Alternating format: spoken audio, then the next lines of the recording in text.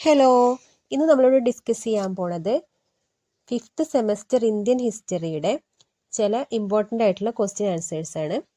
അതിൽ ആദ്യം നമ്മൾ ഡിസ്കസ് ചെയ്യാൻ പോണേ impacts of British imperialism on Indian economy എന്ന ചോദ്യത്തിൻ്റെ ഉത്തരമാണ്.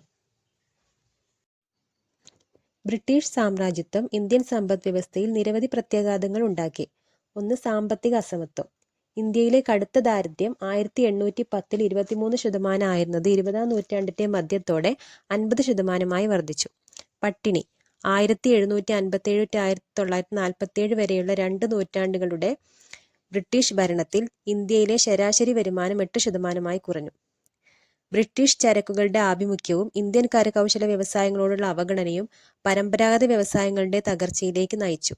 എക്കണോമിക് ഡ്രെയിൻ, സാമ്പത്തിക ചോർച്ച. 1765 to 1815 വരെ ബ്രിട്ടൻ ഇറക്കുമതി ചെയ്യുന്ന ചരക്കുകൾക്കും സേവനങ്ങൾക്കുമായി ഓരോ വർഷവും ശരാശരി 15 മില്യൺ പൗണ്ട് ഇന്ത്യ ചെലവിട്ടു. ഈ ഒഴുക്ക് നിക്ഷേപത്തിന് ലഭ്യമായ പണം കുറയ്ക്കുകയും ഉയർന്ന പണപ്പെരുപ്പത്തിന് കാരണമാവുകയും ചെയ്തു. വ്യാവസായിക ഇംഗ്ലണ്ടിന്റെ സാമ്പത്തിക കോളനിയായി ഇന്ത്യ മാറി. ഇന്ത്യൻ കരകൗശല വസ്തുക്കൾക്ക് ആഭ്യന്തര വിപണിയും വിദേശ വിപണിയും നഷ്ടപ്പെട്ടു. ബ്രിട്ടനുകാർ തങ്ങളുടെ സാമ്പത്തിക നേട്ടത്തിനായി ഇന്ത്യയുടെ വിഭവങ്ങൾ ചൂഷണം ചെയ്തു.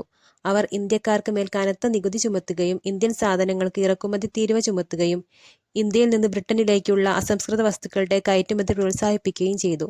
ഇത് ഇന്ത്യയുടെ സമ്പത്തിന്റെ ശോഷണത്തിന് കാരണമാവുകയും ഇന്ത്യൻ വ്യവസായങ്ങളുടെ വികസനത്തിന് തടസ്സമാവുകയും ചെയ്തു.